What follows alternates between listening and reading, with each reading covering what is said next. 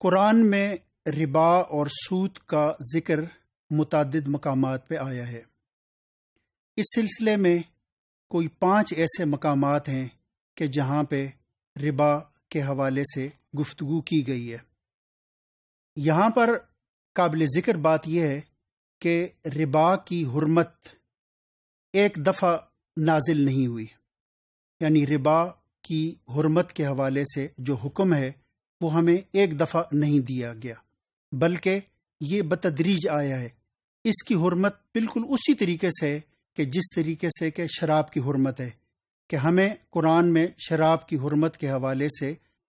2-3 مراحل میں احکام ملتے ہیں، یا کہ اس حوالے سے مختلف آیات ملتی ہیں، اور ہمیں وہاں یہ نظر آتا ہے کہ بالکل قرآن نے آخری مرحلے پہ قرآن شراب کو قطعی طور پر حرام کیا۔ تقریباً یہی اسٹریٹجی، یہی منہج یا کہ یہی طریقہ کار ہمیں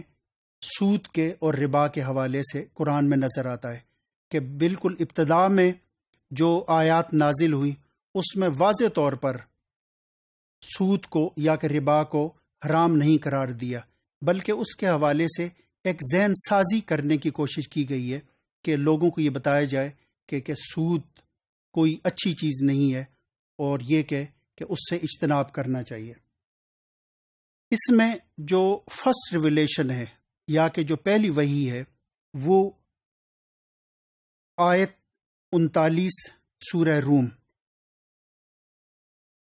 اور یہ آیت نازل ہوئی ہجرت سے کوئی تقریباً 5 سال پہلے۔ آیت میں یہ کہا گیا ہے کہ وما آتیتم من ربا لیربو فی اموال الناس فلا یربو عند اللہ وما آتیتم من زکاۃ تریدون وجہ اللہ فاولئک هم المضعفون، کہ the interest are the usury which you pay to the people so that it may increase on the wealth of other people. It does not increase, or it has no increase in the eye of Allah subhanahu wa ta'ala.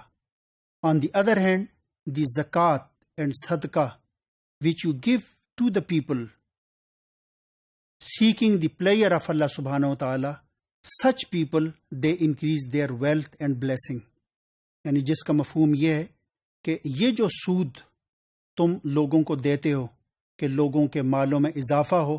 اللہ کے نزدیک یہ کوئی اضافہ نہیں ہے، اور اس کے مقابلے میں جو تم یہ زکوٰۃ اور صدقات دیتے ہو اللہ کی خوشنودی اور رضامندی کی خاطر، تو ایسے لوگ در حقیقت اپنے مالوں میں اضافہ کرتے ہیں، در حقیقت اپنے رزق میں اضافہ کرتے ہیں، ایسے لوگ در حقیقت اس مال کی برکت میں اضافہ کرتے ہیں۔ اس آیت سے ہمیں مختلف تعلیمات اور ہدایات ملتی ہیں۔ آیت ہمیں یہ بتاتی ہے کہ ربا یا کہ سود apparently it is a cause of increase in the wealth, but it is not a cause of increase in the wealth, instead or rather it is a cause of decrease in the wealth،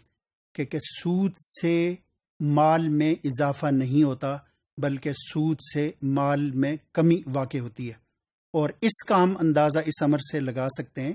کہ اگر ایک تاجر یا ایک صنعت کار اگر وہ جو ہے وہ زکوٰۃ دیتا ہے تو اس کا مطلب یہ ہے کہ وہ لوگوں کی قوت خرید میں وہ اضافہ کر رہا ہوتا ہے۔